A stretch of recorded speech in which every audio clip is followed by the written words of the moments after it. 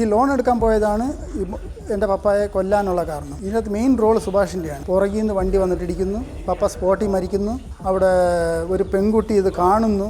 ഇവരിത് എല്ലാം pre planned ആയിട്ട് ചെയ്തതാണ്. ഇതിൻ്റെ പുറകിൽ വലിയ ടീമാണ് ഉള്ളത്.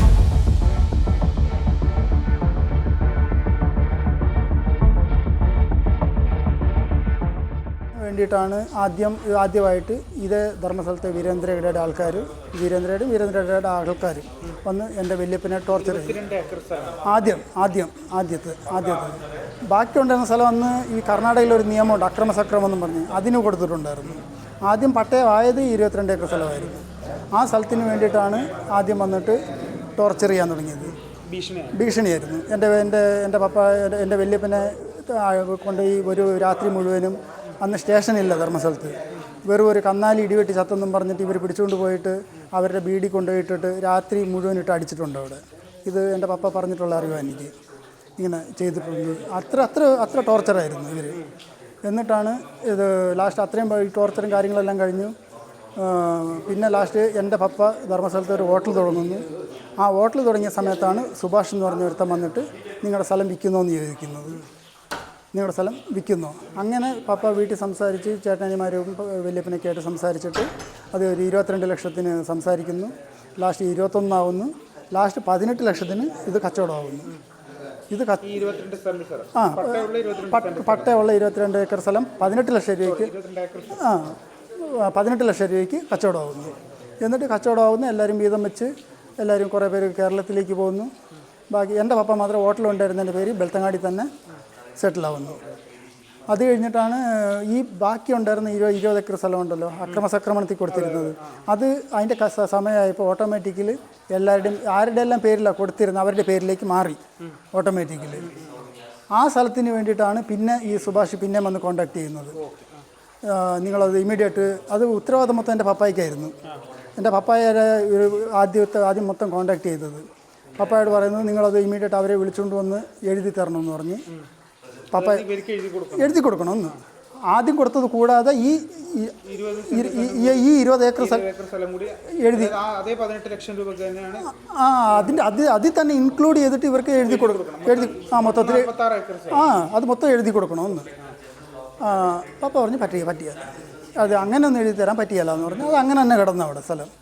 അവർ കൃഷിയും കാര്യങ്ങളെല്ലാം അതിൻ്റെ അകത്ത് റബ്ബറും ഒക്കെ അവർ പിന്നെ അതിൻ്റെ അകത്ത് റബ്ബറും കാര്യങ്ങളെല്ലാം വെച്ച് അത് മൊത്തം വേലിയൊക്കെ ഇട്ട് അത് പൊസിഷൻ അവരുടെ കയ്യിലും ഡോക്യുമെൻസും കാര്യങ്ങളെല്ലാം എൻ്റെ കുടുംബക്കാരുടെ പേരിലും. ഇതിൻ്റെ ഉത്തരവാദിത്തം മൊത്തം എൻ്റെ പപ്പായ്ക്ക്. എന്നിട്ടാണ് പപ്പ എന്താക്കി ഏതൊക്കെയാലും പൊസിഷൻ അവരുടെ കയ്യിലല്ലേ. അതിലൊരു 4 ഏക്കർ 47 സെൻറ്റ് സ്ഥലത്തിന് ലോൺ എടുക്കാൻ പോകുന്നു. ഈ ലോൺ എടുക്കാൻ പോയതാണ് എൻ്റെ പപ്പായെ കൊല്ലാനുള്ള കാരണം, ആക്സിഡൻറ്റ് ചെയ്ത് കൊല്ലുന്നത്. ഈ ലോൺ എടുക്കാൻ പോയ കാര്യം എന്താക്കി അവിടെ ബാങ്കിലുണ്ടായിരുന്ന സ്റ്റാഫ് തന്നെ അവർക്ക് ഇൻഫോം ചെയ്തു. അങ്ങനെയാണ് ഈ സുഭാഷ് തന്നെയാണ് പിന്നെ ഇടപെടുന്നത്. ഇതിനകത്ത് മെയിൻ റോൾ സുഭാഷിൻ്റെയാണ്. ഈ സുഭാഷാണ് പിന്നെയും പപ്പായെ വിളിക്കുന്നത്. നീ ലോൺ എടുക്കാൻ പോയില്ലേ, നിന്നെ വെച്ചേക്കുകയില്ല, മര്യാദയ്ക്ക് ഒന്ന് എഴുതി തരണമെന്ന് പറയുന്നത്. എന്നിട്ടാണ് പപ്പ ആയുർവേദ ചികിത്സ ഉണ്ടായിരുന്നു. ഈ ആയുർവേദ ചികിത്സയ്ക്ക് വേണ്ടിയിട്ട് മുൻകൂർ എന്ന് പറഞ്ഞൊരു സ്ഥലത്ത് ആയുർവേദ ചികിത്സ ചെയ്തിട്ട് തിരിച്ചു വരുന്ന സമയത്ത് പുറകിൽ നിന്ന് വണ്ടി വന്നിട്ടിടിക്കുന്നു, പപ്പ സ്പോട്ടിൽ മരിക്കുന്നു, അവിടെ ഒരു പെൺകുട്ടി ഇത് കാണുന്നു, ഒരു നീല പടുത കിട്ടിയ വണ്ടിയാണെന്ന് അവൾ പറയുന്നു. അവളുടെ സ്റ്റേറ്റ്മെൻറ്റ് വെച്ചിട്ട് ബെളുവായി ജംഗ്ഷനിൽ CC ക്യാമറ ഒന്ന് ചെക്ക് ചെയ്യുന്നു. CC ക്യാമറയ്ക്കകത്ത് പപ്പ വരുന്നതും ആ നീല പടുതയുടെ വണ്ടി വരുന്നതും എല്ലാം കാണുന്നു. ആ തെളിവ് വെച്ചിട്ട് ഇവർ വണ്ടി പിടിച്ച് സ്റ്റേഷനിൽ കൊണ്ടുപോയി വെക്കുന്നുണ്ട്. 2 ദിവസം കഴിയുമ്പോൾ ആ വണ്ടി അവിടുന്ന് വിടുക. അവർക്ക് പ്രഷർ വന്നിട്ട് വണ്ടി വിടുന്നു. ആ വണ്ടിക്ക് ഡോക്യുമെൻറ്റ്സ് ഇല്ല. ഇവരിത് എല്ലാം പ്രീ പ്ലാൻഡ് ആയിട്ട് ചെയ്തതാണ്. ഈ ഡോക്യുമെൻറ്റ്സ് ഇല്ലാത്ത വണ്ടി ഉപയോഗിച്ച് പപ്പായ ആക്സിഡൻറ്റ് ചെയ്യാൻ നോക്കിയതെല്ലാം ഇതാണ്. എന്നിട്ടാണ് ആ വണ്ടി അവിടുന്ന് വിടുന്നു. ഇവർക്ക് പ്രഷർ വന്നിട്ട് വണ്ടി വിടുന്നു.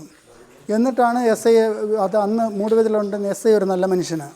പുള്ളി എൻ്റെ അടുത്ത് പറയുന്നത്, അത് നീ ഒരു കാര്യം ചെയ്യും, നിനക്ക് ഇൻഷുറെങ്കിലും ഞാൻ എങ്ങനെയെങ്കിലും ആക്കി തരാൻ പറ്റുമോ നോക്കാം. അവരുടെ കയ്യിൽ വേറെ വണ്ടിയുണ്ട്, ഇടിച്ച വണ്ടിക്ക് ഡോക്യുമെൻറ്റ്സ് ഇല്ല, വേറെ വണ്ടിയുണ്ട്, ആ വേറെ വണ്ടി കൊണ്ടുവന്ന് വെച്ചിട്ട് ഞാൻ ഇൻഷുർ ക്ലെയിം ചെയ്ത് തരാമെന്ന്.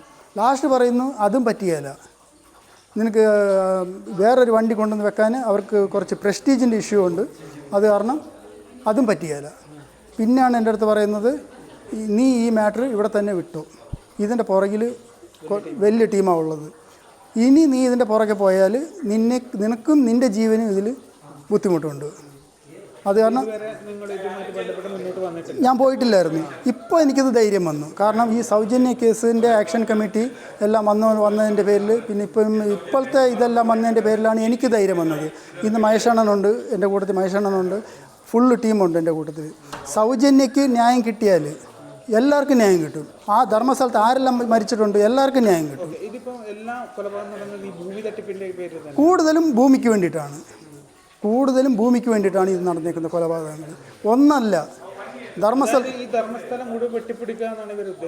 തീർച്ചയായിട്ടും ഈ ധർമ്മസ്ഥലം മൊത്തം അവരുടെ കസ്റ്റഡിയിലാക്കണം. അതാണ് ഒറ്റ ടാർഗറ്റ്.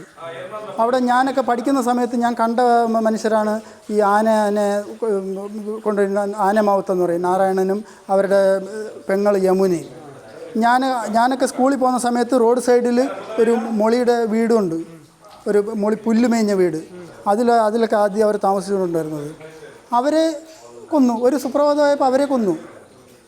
കല്ല് തലയൊക്കെ ഇട്ടിട്ട് 2 പേരെയും കൊന്നു. എന്നാൽ പിന്നെ കൊന്നത് ആരാന്ന് നോക്കിയപ്പം ആരോ റോബറി ചെയ്യാൻ വന്നതെന്നാണ് പറഞ്ഞത്. റോബറി ചെയ്യാൻ വന്നവരാണെങ്കിൽ ശരി, ഓക്കെ, ആ സ്ഥലം അങ്ങനെ തന്നെ അവിടെ കാണണ്ടേ. ഇന്ന് അവിടെ വലിയൊരു ഹോട്ടലും ലോഡ്ജെല്ലായി.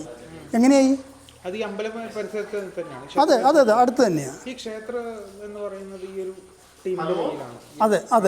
അതെ, തീർച്ചയായിട്ടും ഇന്നിപ്പം കുറച്ച് ധൈര്യം വന്നു, അതിൻ്റെ പേര് സംസാരിക്കുന്നു.